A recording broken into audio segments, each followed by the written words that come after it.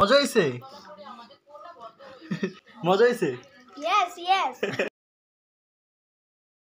Flashback. আসসালামু আলাইকুম guys, তো কেমন আছেন আপনারা সবাই? আশা করি সবাই ভালো আছেন। তো আজকে আমরা সবাই মিলে বিরিয়ানি রান্না করব, তাও কাচ্চি বিরিয়ানি।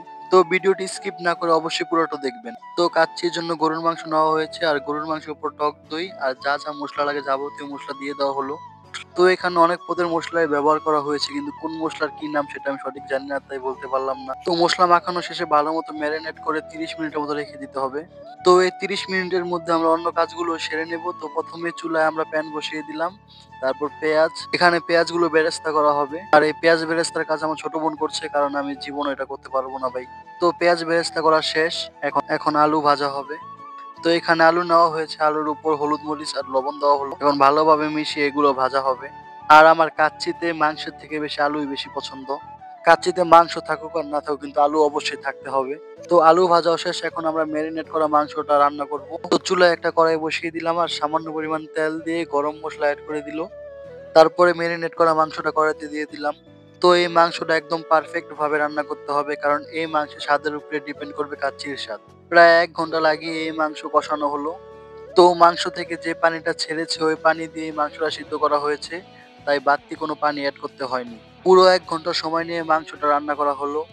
তো মাংসের লবণ দেখার নাম করে আমি 3-4 টুকরা এমনি খেয়ে ফেলছি। তো আমার ফেভারিট ট্রানজাকশনের মাধ্যমে মাংস রান্না শেষ করলাম, এবার বাসমতি চালের পালা। তো এখানে আমরা 2 কেজি পরিমাণে বাসমতি চাল নিয়ে নিয়েছি।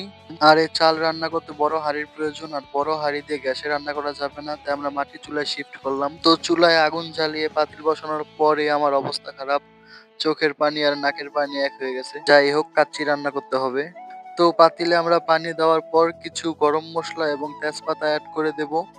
তারপর পরিমাণ মতো সয়াবিন তেল দিতে হবে, যাতে চাল একটার সাথে আরেকটা না লেগে যায়। তারপরে স্বাদ মতো লবণ দিয়ে দিতে হবে।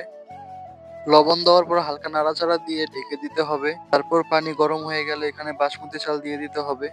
চাল সিদ্ধ হতে কমপক্ষে 10 হতে 15 মিনিট সময় লাগে। তো আমাদের চাল সিদ্ধ করা হয়ে গেছে, এখন ভাত থেকে পানিটা আলাদা করতে হবে। তো বিশ্বাস করেন ভাই, এই কাজটা যে কি পরিমাণের প্যারার আমি কানে ধরছি, আমি আর দ্বিতীয়বার এটা কোনো সময় ট্রাই করবো না। তো আমাদের পানি থেকে ভাতটা আলাদা করার কাজ একদমই কমপ্লিট। তো আমরা কাচ্চি রান্নার একদম শেষ পর্যায়ে চলে এসেছি। এখন একটা বড় পাতিলে দমে দিতে হবে। তো দমে দেওয়ার আগে পাতিলে আমরা ঘি দিয়ে ব্রাশ করছি। ঘি দেওয়ার কারণে কাচ্চিতে খুব ভালো একটা ফ্লেভার আসে। তো ঘি দিয়ে ব্রাশ করার পর এখন আমরা প্রথম লেয়ারে গরুর মাংস দিয়ে দেব। গরুর মাংসটা পাতিলের চারপাশে ছড়িয়ে দিতে হবে।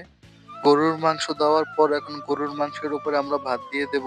তো ভাতটা ভালোভাবে চারপাশে ছড়িয়ে দিতে হবে। তারপর ভাতের উপরে আলু এবং পেঁয়াজের বেরেস্তা দিয়ে দিলাম। তো আলু এবং পেঁয়াজের বেরেস্তা দেওয়ার পর আমরা সামান্য পরিমাণ দুধ চারদিকে ছিটিয়ে দেব। তো অনেকে দুধের সাথে ফুড কালারও ব্যবহার করে, কিন্তু আমরা কোনো প্রকার ফুড কালার ব্যবহার করিনি। যদি আপনাদের ঘরে জাফরান থাকে তাও আপনারা জাফরান দিতে পারেন, ওটা থেকেও খুব সুন্দর একটা কালার আসে। কিন্তু আমাদের ঘরে জাফরান ছিল না, তো আমরা এভাবে করেছি। তো আমরা এই প্রসেসিং ফলো করে 2-3টা লেয়ার করেছি। 3টা লেয়ার দেওয়ার পরে একেবারে উপরের লেয়ারে আমরা কিছু পেঁয়াজের বেরেস্তা ও ঘি এবং দুধ চারপাশে ছিটিয়ে দিয়ে দেব। পেঁয়াজের বেরেস্তা, ঘি এবং দুধ দেওয়ার পর এটাকে ভালো মতো ঢেকে দিতে হবে। ঢেকে দিয়ে এটাকে দমে দিতে হবে প্রায় 30 মিনিটের জন্য। আপনারা চাইলে 30 মিনিটের বেশিও দমে দিতে পারবেন। তো আমরা এটাকে ঢেকে এখন চুলার উপর বসিয়ে দেব। অবশ্যই চুলার আগুন নিভিয়ে দিতে হবে এবং হালকা আঁচে এটাকে দমে বসাতে হবে। হালকা আঁচে না বসালে নিচে পুড়ে যাওয়ার সম্ভাবনা থাকে, তাই অবশ্যই হালকা আঁচে বসাবেন। তো আমরা 30 মিনিট দমে রাখার পরে এখন পাতিলের ঢাকনাটা খুলে ফেলবো। তো পাতিলের ঢাকনা খোলার পর খুব ভালো একটা স্মেল আসতেছিল।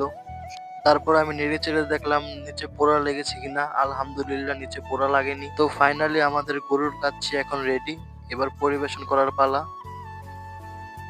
তো আমি 1 প্লেট কাচ্চি নিয়ে নিলাম, এবার খেয়ে টেস্ট করা যাক যে কেমন হয়েছে। আলহামদুলিল্লাহ, মাংস এবং আলু দুটোই খুব নরম হয়েছে। এবার ফার্স্ট বাইট দেওয়ার পালা। তো ফার্স্ট বাইট দেওয়ার সাথে একটা কাঁচামরিচ খেয়ে নিলাম। আমার কাচ্চির সাথে কাঁচামরিচ খুবই পছন্দ। বাইরে ভাই, কাঁচামরিচটা প্রচুর ঝাল ছিল। তো মরিচ খাওয়ার পর প্লেটে আবারও হামলা চালালাম। আলহামদুলিল্লাহ, কাচ্চিতে লবণ এবং ঝালের পরিমাণ পারফেক্ট ছিল। আর আমার পাতে পড়েছিল একটা গরুর নলি। আর এই নলি আমার খুবই পছন্দ, বিশেষ করে নলির ভেতরের এই অংশটা আমার অনেক পছন্দ। আপনাদের কার কার নলির এই অংশটা পছন্দ অবশ্যই কমেন্ট করে জানাবেন। তো নিজের রান্নার প্রশংসা নিজে আর কত করবো, এবার অন্যদের মুখেও শুনি। মজা হয়েছে? মজা হয়েছে? আমার হাতেও মজা লাগতেছিল রে আল্লাহ, এই খাবার কত মজা। এই